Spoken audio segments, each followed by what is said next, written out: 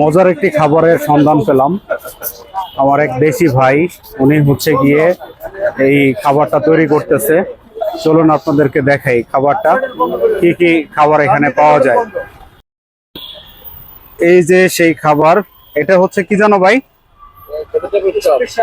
Vegetable chop.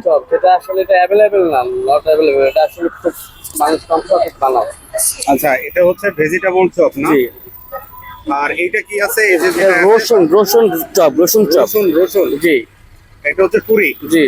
আর chicken. Chicken সাস্তিক, chicken leg piece, আচ্ছা আচ্ছা। আর সব থেকে স্পেশাল লাগছে আমার কাছে এই যে তেঁতুলের চাটনি। তেঁতুলের চাটনি।